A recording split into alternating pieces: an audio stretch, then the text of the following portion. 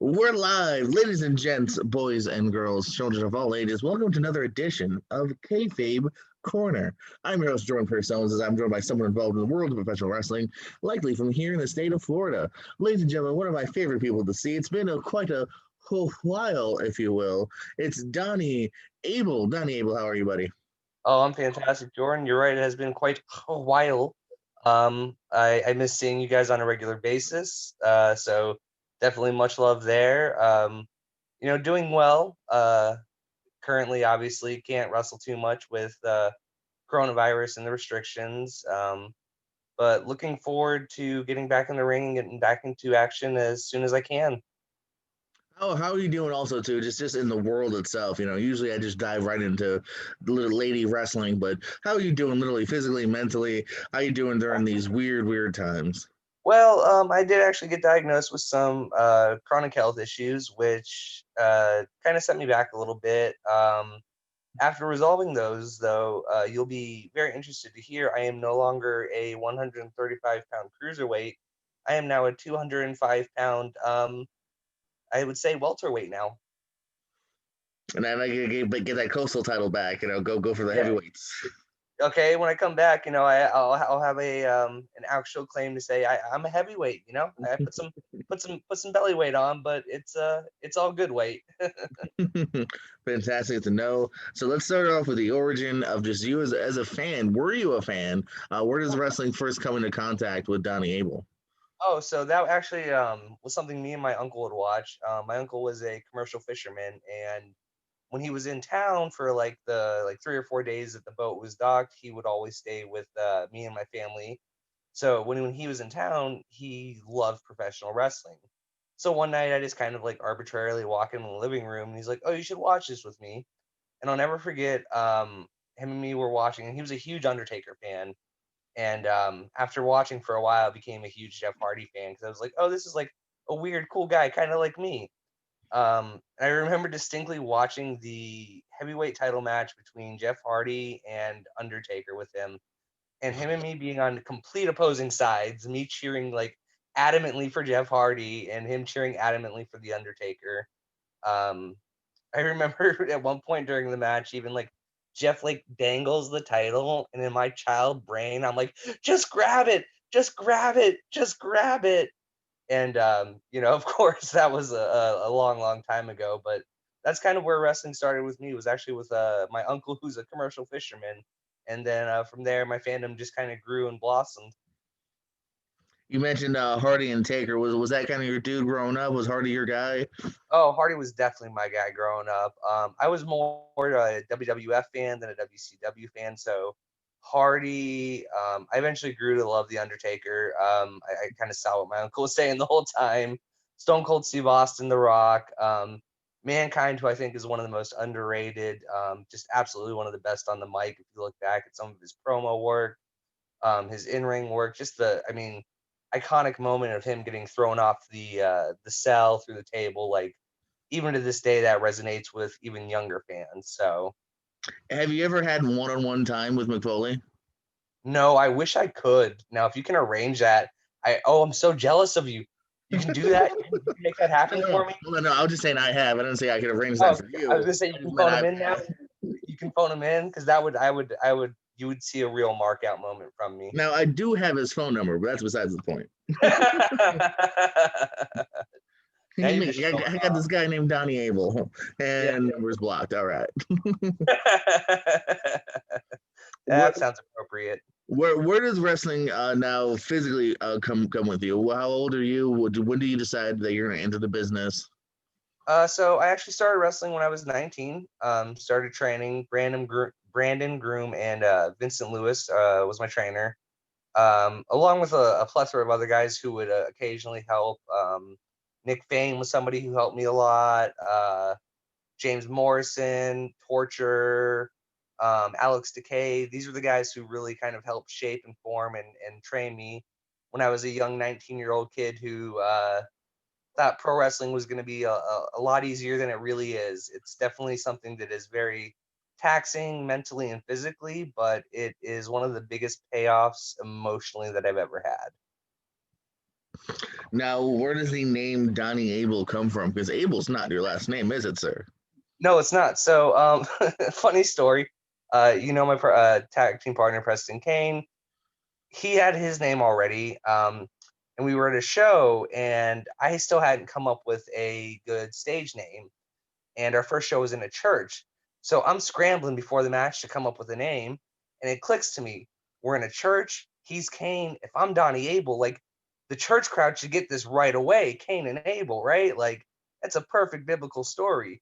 We go out there and it just goes over everyone's head. Nobody put the correlation together.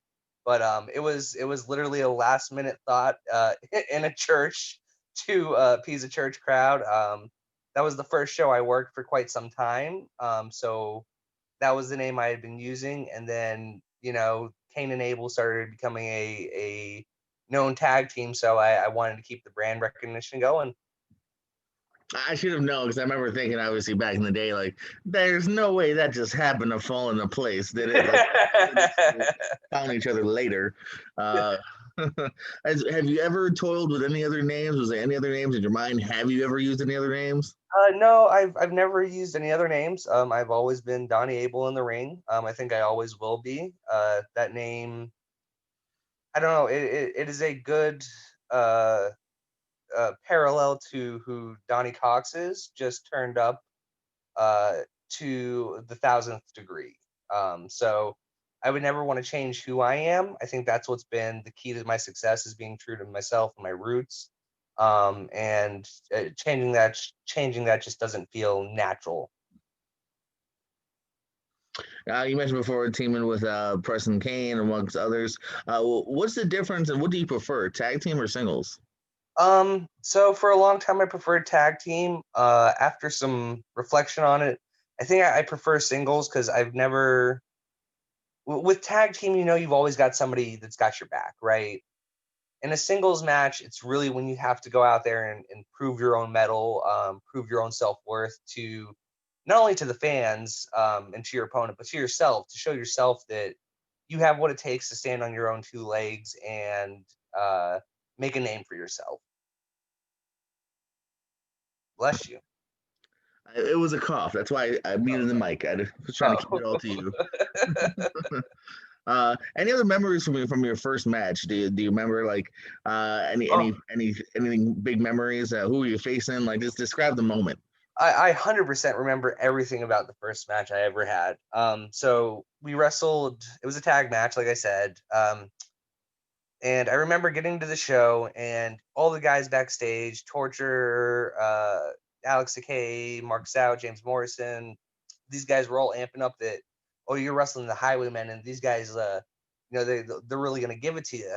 So not only am I nervous because it's my first time meeting all these new people, these new faces, my first show, but now I'm hearing we're facing these guys who, are these rough and tough, I don't know if I'm allowed to say it, but badasses, so to speak. So yeah. So, okay. Yeah. So they show up at the venue, we see them and it's a little intimidating, cause we were much smaller than them at the time. I remember, the match, they go out for their entrance. Right before we're going out, our trainer pulls us aside, has a very candid like heart to heart with us, and then double nut taps us and pushes us through the curtains. And so that was my very first match, was going through the curtains in excruciating pain, but having to not exhibit that pain to the crowd just yet. The match was in a high ring and a low ceiling, and I made my entrance and I was so excited that I jumped on the second turnbuckle and didn't realize there was a hanging light right above my head. So I hit my head on the light. So first I got low blowed before the match starts, and then right before the match starts again, I hit my head. So I'm already going into this match like all sorts of different ways of hurting. Now, obviously, fast forward maybe a little bit here. What are some of your favorite matches? Who have you really clicked with? So I say my all-time favorite match was with James Anthony. That was at Fight for a Cure. I want to say 2 or 3. And that match was by far for me one of my best matches, and it was a singles match. Another great matches are some of the multi-man tag matches we had at Real Pro Wrestling. Um, excuse me. Oh yes, that is the match indeed I am talking about. That And you can is. find that full match right here on this channel. Thank you for sharing that. Yes, so James Anthony is a great competitor. He is absolutely fantastic at his craft. He takes it very seriously, and he's definitely somebody who pushes you in the ring when you're in the ring with him. So it's a real. It's always as Jr. says, a barn burner when you get in there with James Anthony. Zach Monstar, definitely a huge guy I love to work with.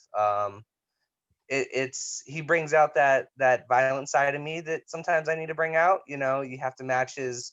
You have to kind of.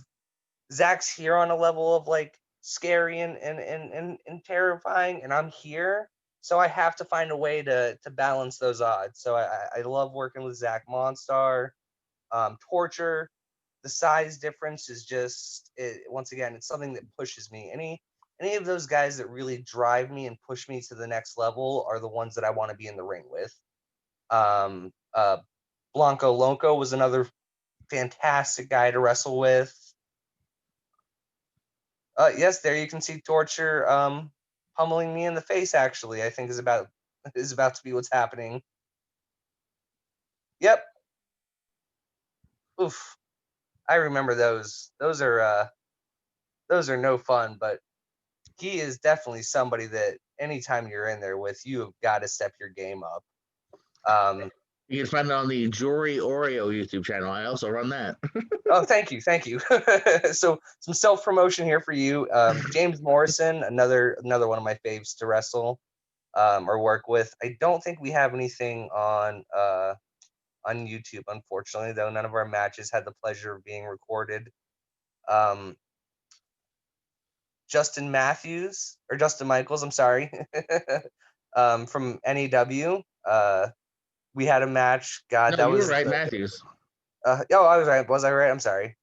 Dear Lord, it's been so long since I've seen him or his brother Chris. But that was a tag team that was another tag team that pushed us to our limits, and we actually lost the tag team titles to them, and still it was one of the most physically intense matches ever. Oh yes, this is Look at these ages tights. ago. Just look at the hair and compare how long ago this was. Now, here's a weird nitpicky question. Yeah. I see here it's Donny. Is that misspelled? That is a misspelling, 100%. Is it D? It's Donnie, right? Yes. Okay, good. I always like little questions like that. I just want to make sure on my own accord. Yep. Nope. You're good. Donnie. Anyone else come to mind, or that's a good list though? I mean, I feel like I feel like I'm leaving people out, and that makes me feel bad. Tori Gross is another one. Hollywood. Hollywood. Yep. No one knows that name. That was No, that's just. they know Hollywood. I'm saying no one knows him by Tori Ghost. Oh. That's all. See, I think you just used a shoe name. That's all I was saying. I was like, how does nobody know Tori? Like, Tori's No. great. Tori's great. Plus, it's in Um, Troy. yeah. There's just so many. There's just I don't know. There's quite a few other names that I'm sure I'm leaving off the list, and I apologize to them. I just can't quite off the top of my head think of it. I started wrestling when I was 19. I'm 31, so there's been quite a few matches in between, a couple concussions here or there. So I know I'm leaving somebody off this list that I'm gonna come back and think later, like, oh, I should have told Jordan this name too. But those are just the ones that can really pop up and make wow moments for me. Let's flip the script a little bit now. Who have you not had a chance with that you really want to? Who are you itching in the ring with? Where you're like, oh man, me and so, we could do something cool. Barrington Hughes. Hmm. Barrington Hughes, 100%. I remember he was just somebody that was super fun backstage. And once again, the size difference is something that I think we could be very creative with and would be, a very, very interesting match dynamic. There's been another name that was a pleasure to work with was Prince Iakea. Sorry that I knew I was going to leave somebody off the list. He was somebody who, when I was very green, helped I'm teach me a sure lot he's about. watching.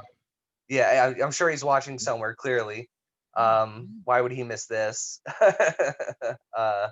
But yeah, he was very influential early in my career too.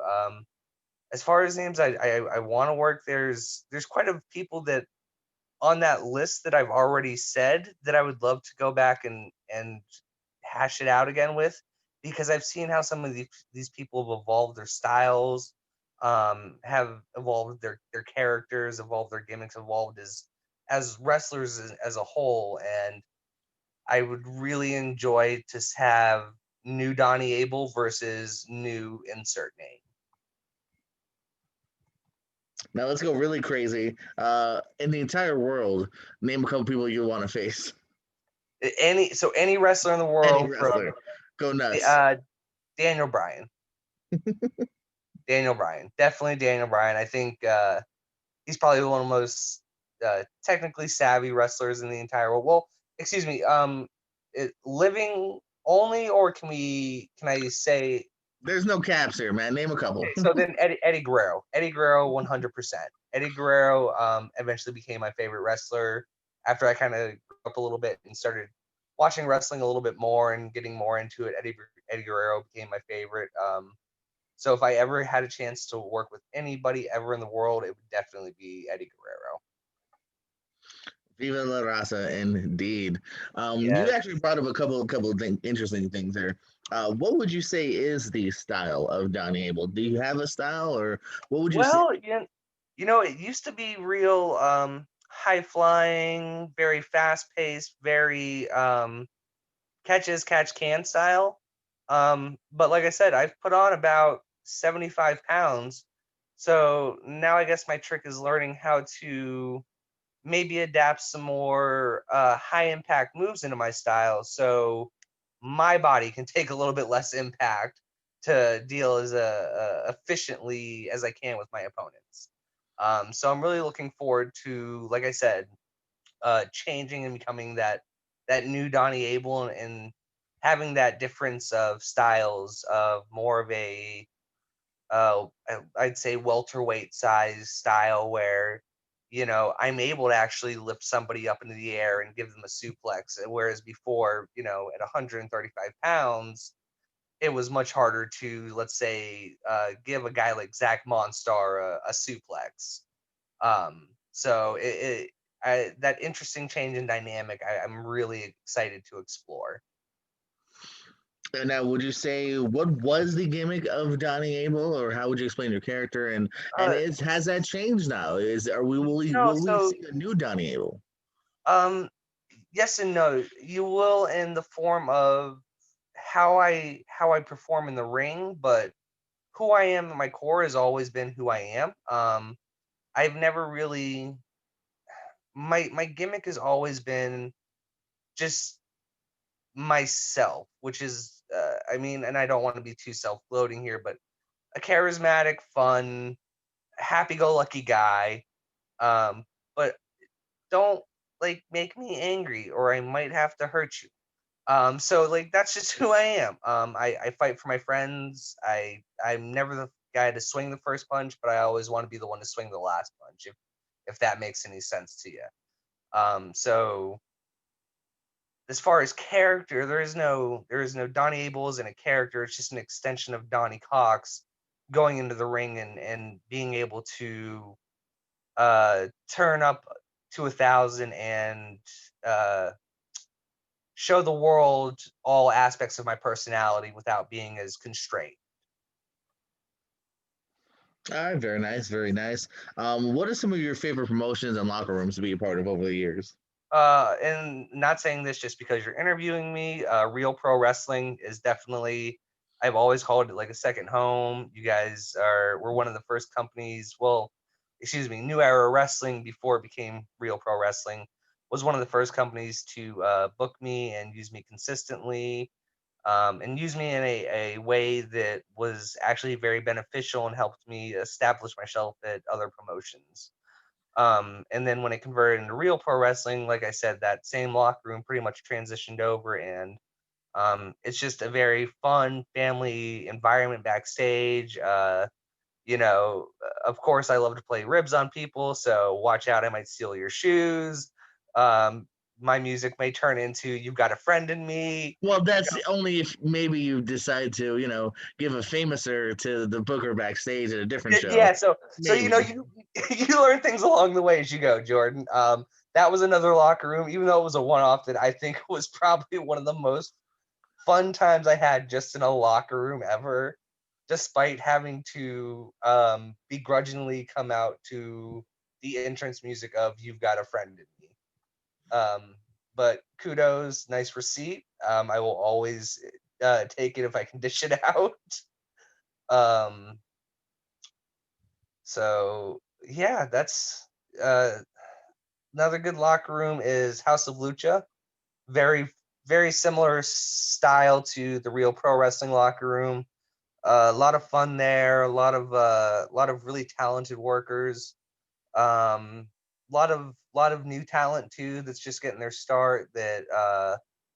Um, I had the opportunity to wrestle with a few of the. I guess it's weird being the veteran, but some of the greener guys, and it's nice to see them have that respect for the business that I had coming into the business. I feel like sometimes with the new generation of wrestlers, I mean, I guess my generation could be included in that, but some of the basic tenets of like locker room etiquette were lost, and it's good to see um, that they haven't been completely lost. Where do you see yourself in 5 years? Where is Donnie Abel? Headlining WrestleMania, clearly, nowhere And you else and but Daniel that. Bryan, we talked about this already. Yeah. Yeah, exactly. Duh. Like, you're gonna put the call into Mick Foley. He's gonna put the call into Vince. Like, we got this all set up, Jordan. What do you mean? Excuse me. Realistically, in 5 years, I would love to see myself at least high up on indie cards, helping that next generation I was just talking about grow, develop, and who knows, if I get lucky, maybe end up on TNT or USA. So, you know, likelihood of that, I get is very slim. But if I can at least help that new generation or help any, I've always had that mindset of, we should, in the locker room, you should be trying to lift each other up, not put each other down. Like, it should be a thing where you want to bring out the best of each other in that ring, because the fans paid to see a show, and it's our responsibility to give them the best show possible. So making sure that that happens is one of my all time priorities. So helping to ensure that that mindset, whether there's 10 people or 10,000 people in the crowd, that you're giving the best show you possibly can, helping instill that mindset would be fantastic, just to keep that mindset alive. Speaking of the new generation, what advice would you give to someone that's just kind of starting out, getting their feet wet? First thing I would say is be respectful, pay your dues, help set up the ring, show up. If call time is 4 o'clock, I'd be there at 1:32, a couple hours early. Shake everybody's hand, from concessions to the cameraman to the music people, because those are people don't realize how much goes into putting on a wrestling show, and you know this from promoting. But I mean, you need everything to go off without a hitch, from music to concessions to the merch stands to the ticket sellers. So they're all part of the show too. Just because they're not in the ring doesn't make them any less important to the success of the show. So I would say understand that even though you might walk in, don't walk in with your nose held high at anybody, from concessions to refs to the heavyweight champion of the promotion. show the appropriate respect to everybody. Just one thing I have to question you though. In this day and age, are we still shaking hands? Is that still appropriate? I don't Well, I I don't mean, do I would anymore. say with coronavirus, maybe not shake hands, but Fist bump a anybody? fist bump, yeah, fist bump at Elbow? least, elbow, um, I don't know, I don't. That is a touche. I don't I know. know with coronavirus how that piece of locker room etiquette would get adapted, but at least introduce yourself to everybody. Make it a point to go around and say hi. At least my name is such and such. What's your name? Because once again, these are going to be people that if you do well on the show, you'll be back and seeing more frequently. So it's never a bad thing to be in good with the concessions lady and have her slide you a free thing of popcorn. Not that that ever happened at Real Pro Wrestling. Not that I ever got a free piece of pizza or something ever. What? One of my favorite questions of the show. We have to ask you: have you seen any good movies or television shows recently? Oh, so I am a huge fan of the television show Supernatural. Okay. I don't know if you've ever seen it. It is in Sure, sure. it's in its last season, and it's got 2 episodes left that I am bittersweet and excited for.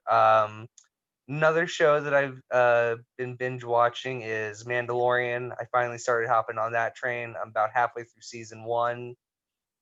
Umbrella Academy, love it, and The Boys on Amazon Prime.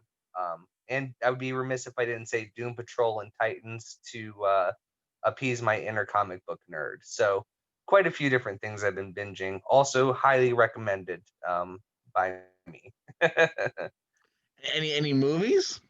uh, Movies. So not so much on the movie front lately. I've been more, like I said, been more binge watching some shows. The most recent, like really funny movie I can think that I saw was, and it's an older movie. I think it came out in 2015. Is called The Night Before with Seth Rogen, Okay, Anthony sure. Mackie, and Joseph Gordon-Levitt. It's like a kind of a weird comedy Christmas stoner flick, but it's super funny. I mean, uh, so I that's probably the most recent movie I've seen.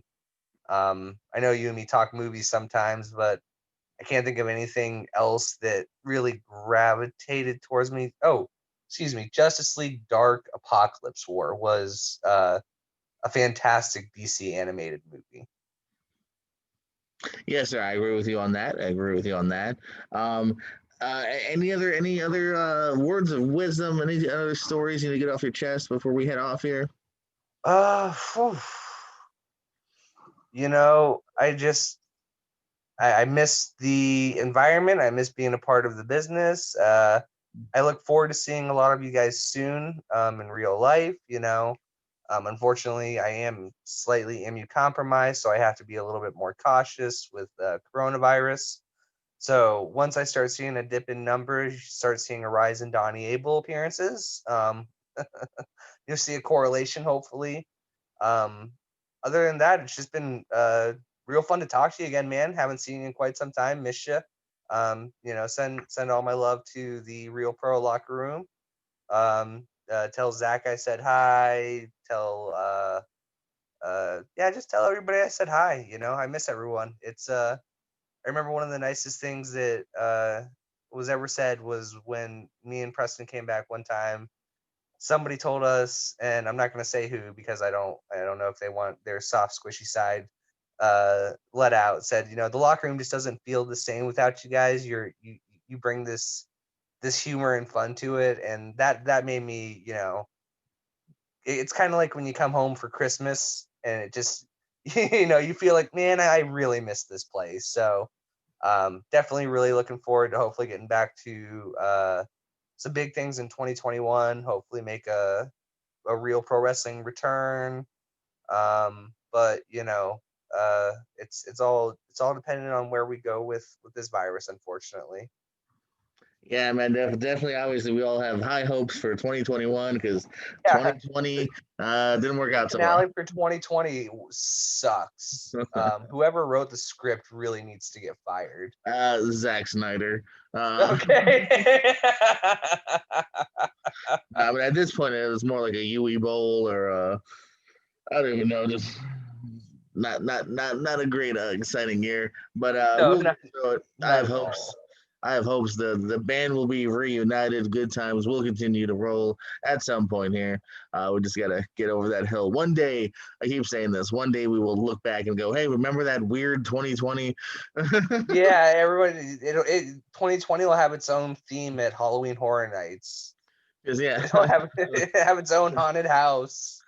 remember when we weren't allowed to even leave the house for dinner? Like that one Okay. year. We will get Remember that over it. one year? Yeah, that one year when you couldn't be 6 feet within each other. I just think, have you seen the South Park pandemic special? Yeah, yeah. Yeah, I just think of Cartman with the 6 foot pole, social distancing, and how that'll be looked at in It's future. gonna be a trivia. Shout out to Alex Trebek. It's gonna be a future Jeopardy question one day. How many feet did everyone need to be apart during Corona? Someone's gonna go. Rest in Was it 7? 6. That was close. Also, you didn't answer in the form of a I question. did. Yes. What was 7 feet? No, wrong. But yeah, rest in peace, Alex Trebek, Sean Connery. Those Saturday Night Live sketches used to be golden. Yeah, somebody was saying that those they're doing it right now in heaven. They're Oh, they having gotta be. They gotta Jeopardy. be. Rough, So just the way your mothers a mother likes whore it, Trebek. Trebek. Okay. Any plugs, man? Anywhere we can buy any Don Abel merch, or if bookers want to reach out, or do you have a, a cameo, or a fans only, or Uh, what you got? yeah, no OnlyFans, no. I mean, I'll do a cameo, sure. I would definitely be open to that. Any bookers interested in me? My Facebook, Donald Cox hyphens Donnie Abel. You'll find me on there. Shoot me a message if you're interested. Like Jordan said, if you could plug your YouTube channel again that has my videos on it, so I could get some people to watch it. What am I, your agent over here? Yeah. Yeah, But you'll find plenty of Donnie Abel on several of my channels. I don't know why the NEW channel got changed to Jory Oreo. I must have made a mistake. New era or whatever, but it's now Jory Oreo for New Era matches. The Real Pro Wrestling channel, I'm sure, also has plenty of Donnie Abel. And Pierce Wrestling has Donnie Abel. On this exact channel, you can see him with James Anthony. You can see, I don't believe the You Got a Friend in Me's on there, but the matches. the matches, yes, which is I am so thankful for. When I saw the upload of that, I was just like, score! They didn't get the entrance. I mean, oh no, my I impact. might have it in my archives, so don't tempt me. I might Okay. have that footage. If you do, I would hope you send that to me because I would treasure that moment. Like I said, looking back, that was I love Innocent Ribs, and that was definitely something that I remember having to march out there like very begrudgingly. At first, I don't think you guys wanted to, but I was like, I'm not No, changing the song. yeah, no, we at first it was Preston was not leaving, and I was like, dude, I think this is our music. Like, I think Jordan got us back, man. I think this is him. I think this is our receipt. He's like, I'm not going. And the promoter came out and was like, come on, guys, you gotta go. And I had to drag him a little bit to get him going, and then we finally came out. And it's really hard as a face at a place where you got an established tag team like Torture and his partner, Brent Andrews. We're coming out as first timers, so you got a friend to me. It's real hard to get over with that. You could have So been their friends. It makes that sense to that's me. the only thing I could think to say was to look at the crowd and say, "You do got a friend in me. No, you do got a friend in me. I'll be your friend." Of course, none of those friendships Now, blossomed. I had Scyther come out to Tutti Frutti, and he made it work. Okay. Well, he is a much better worker than I, then, sir. I will concede. Alrighty, folks. Well, the moral of the story is, if you plan on giving a famouser and messing with someone and moving their gear before a show, don't let it be the guy that controls the music. Don't let it be the guy who controls the music. That will come back to haunt you that same night. Because he has an iPod and Spotify and can choose whatever song he wants. Johnny Abel, it has been a pleasure, my man. Hopefully, sometime soon ish, we will see each other IRL in real life. Until then, man, we'll keep each other on the Book of Faces. Ladies and gentlemen, that was the one, the only Donnie Abel. This was JPO, Jordan Pierce Owens. Hopefully you enjoyed this. Like, subscribe, notify, all that jibble Share, jab. do the whole thing. Jordan, it was a pleasure. Thanks for having me. Like I said, or like you said, I look forward to seeing you IRL soon too. Other than that, be safe, my friend, and have fun. You do as well. And as always, you at home, keep it kayfabe. Bye. Bye. Don't steal my line. Stolen.